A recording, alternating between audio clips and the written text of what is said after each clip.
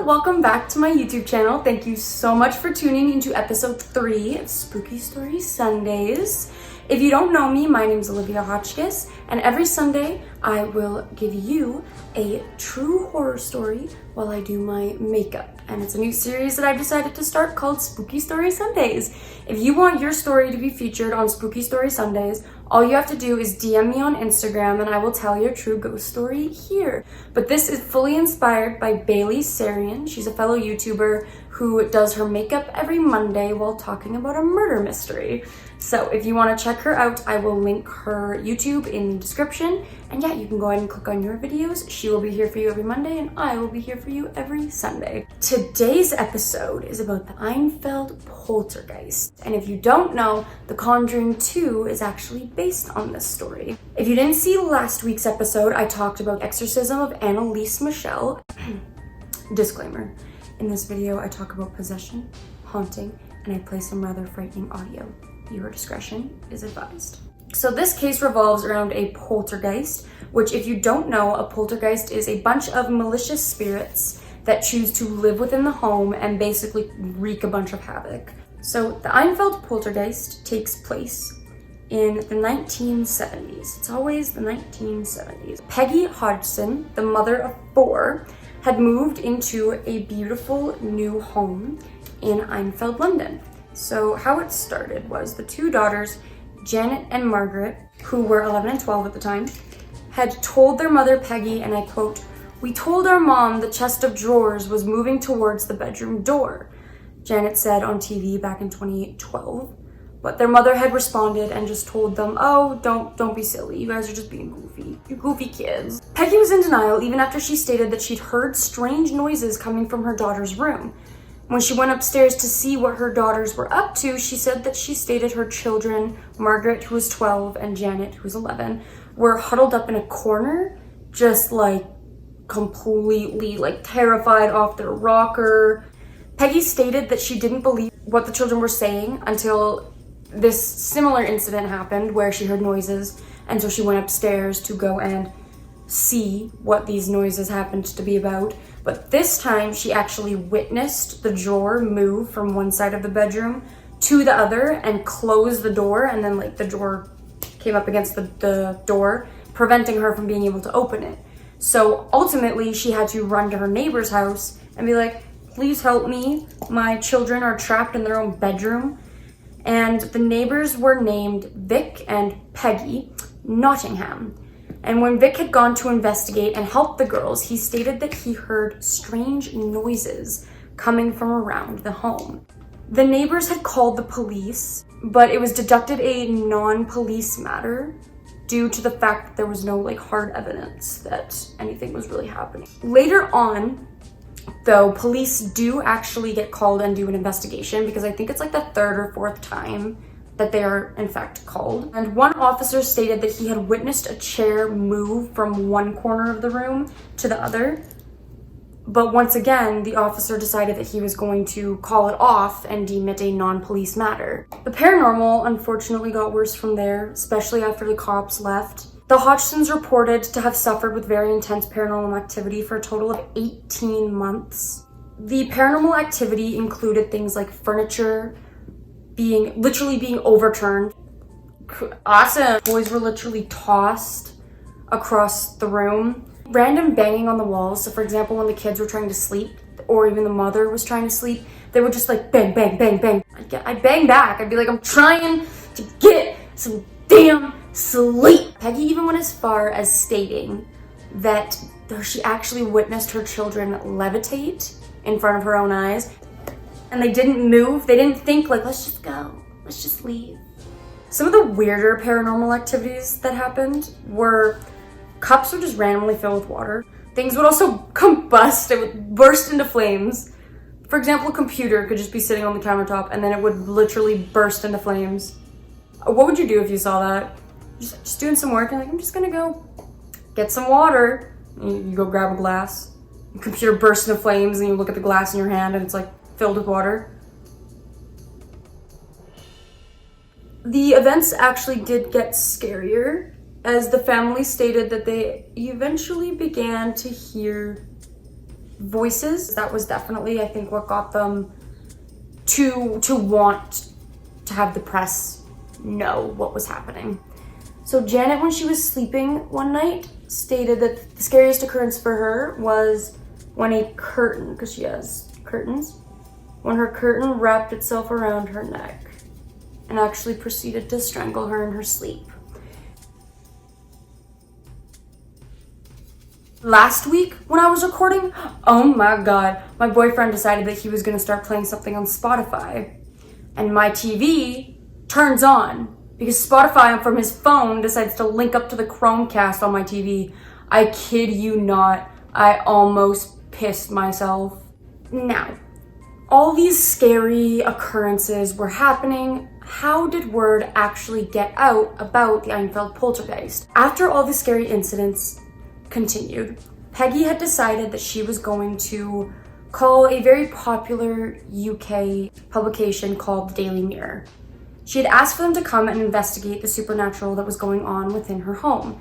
They agreed, and they sent someone by the name of Goose to the house to investigate. And to the family's surprise, the house sat silent for hours on end. It wasn't until the reporter was going to go leave when paranormal finally happened. The reporter had said, and I quote, "When I first got there, nothing happened for a while. Then I experienced Lego pieces and marbles flying across the room.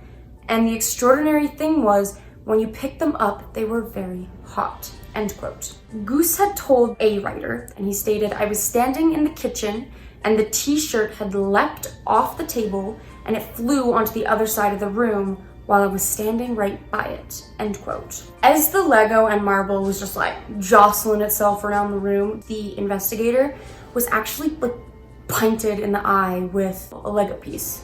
And it left a mark for actually quite a few days. It scarred. Daily Mirror had decided that they were going to contact the Society for Psychic Research, basically. The facility had sent Maurice to go investigate the case. During his stay, he witnessed over 2,000 different incidences of supernatural activity. He said that the poltergeist within the home began communicating with the family through Janet. Something that should be taken into account is that this is not a possession by any means. One main reason why this isn't considered a possession, even though the ghost is speaking through Janet, kind of like how in last week's episode, the demons were speaking through Annalise. This poltergeist, Janet was simply a vessel. Janet was simply the way for the ghost to communicate, but to my understanding, Janet, she didn't experience any pain from what was happening to her. It is said that, much like Annalise, Janet would go into a trance-like state, and typically when she went into the trance-like state, everyone would know, they'd say, okay, cool. The ghost is going to come talk to us now. It is said that Janet would suddenly start speaking in a deep, scratchy voice, claiming to be the ghost of a man by the name of Bill Wilkins. Now, Bill Wilkins had told everyone that he lived in the home prior to the Hotchkiss family moving in, and he stated that he had a hemorrhage while sitting on the couch that I'm pretty sure Janet was sitting in right at that second. It is said that Bill would communicate through Janet for upwards of like 2 or 3 hours. He would talk for a long time. I'm going to be playing a couple of audio clips from this day, and if I were to tell you that it were an 11-year-old girl speaking, you would tell me I was lying. Come on, say it for me, Dr. Bellow. Dr. Bellow. Right, that's good. Come on. Shut up, that door. I'm 72 years old. I come from doing right great job. And I have tried it. So during the 18-month time period, as the paranormal grew more intense, a number of additional paranormal investigators did happen to come and take a look at the home. It evidently got very popular very fast. A lot of people knew what was happening at the home. Of the people who showed up at the home, of course, the infamous Ed and Lorraine Warren did show up to this place as well. They had publicly stated that the house was in fact experiencing a poltergeist. Ed had said, and I quote, "Those who deal with the supernatural day in and day out know the phenomena are there." A lot of people doubted that this house was haunted, more than likely due to the amount of publicity that the ENFIELD poltergeist received. All the skeptics stated that the events were fabricated. It didn't really help when Margaret and Janet later came forward to say that they did in fact fake, not a lot, but they faked a couple of the events. They said, and I quote, "Oh yeah, once or twice a week we faked it, just to see if Mr. Goose and Mr. Playfair, who was another investigator, could catch us. They always did," end quote. So they fabricated events, just they were kids, of course, it makes sense. So they were having fun, but unfortunately it gets the skeptics roaring with excitement because, oh, a couple of 11 and 12-year-old kids, they faked an entire poltergeist. In the end, it was stated by many of the paranormal investigators that only 2% of the events happened to be faked. I found some sources online that actually were from perspectives of skeptics. And the funny thing is, the skeptics were people like ventriloquists or magicians. So one magician by the name of Milbourne Christopher had dropped by to check things out. And the magician had said that the activity was the work of, and I quote, "a little girl who wanted to cause trouble and who was very, very clever." Another man by the name of Ray Allen, who was a ventriloquist, said, and I quote, "Janet was playing tricks with Bill's voice because she enjoyed the attention." I think that she got enough attention the times that she fabricated the events. Like, when a kid's scared, a kid's scared. That's just the reality of it, you know? So by 1979, unfortunately, the tabloids had moved on from the poltergeist simply because none of the investigators could come up with a logical explanation as to what was happening. In the end, what happened? Were all the spirits able to pass freely to the other side? More specifically, was Bill able to pass freely to the other side? Unlike The Conjuring 2, the ending in real life, unfortunately, was not so much of a happy ending. In fact, it wasn't much of an ending at all. The family had moved out when Janet turned 16. It hadn't been solved. The ghosts hadn't been cleared. Janet did tell the Daily Mail in 2015 that things had begun to quiet down after all the investigators came to look in the fall of 1978. Now, there was a family who had moved in shortly after the Hodgson's family had moved out, and they also claimed that the occurrences remain the same. The family that moved in shortly after actually stated that a few more intense things occurred to them than what had happened to the Hodgson's family. They stated that the spirits went as far as becoming shadows and like lurking through rooms. So the new family that moved in had stated to only have lived there for 2 months, specifically because all of the spiritual activity, for them at least, was just a little bit too intense. Many years later, Janet, unfortunately, had lived through too much trauma, so she claimed to have a short spell after everything, and she went to the psychiatric hospital. She enrolled herself in the hospital, and she stated that she was also bullied at school for being called the ghost girl.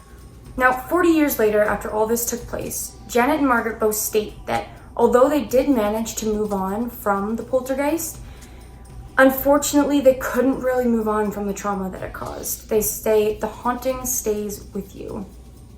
Janet told People magazine, and I quote, "It stays with you every step of the way. It's just like death, really. It gets a little bit easier as time goes on, but the fear and memories of it all remain. It happened like they never leave you," end quote. Unfortunately, we're never going to know what happened because, quite frankly, the case was just kind of dropped. All the investigators just chose to abandon the case because they got bored of it, essentially. But what do you guys think? Do you guys think that this actually happened? Do you guys really think that Bill was talking through Janet in order to communicate? Or do you think that Janet was just an 11-year-old girl who was having fun? I, as you have guessed, more than likely, I do believe the story. I do actually think that the house was haunted because a second family did come forward and say that they were in fact haunted. Let me know in the comments down below. Don't forget to hit that subscribe button and like the video if you liked it. Hit that notification bell too, because I hope in the future to be here for you on more days than just Sunday. I really hope that you guys enjoyed, and I can't wait to see you in the next one. Bye guys!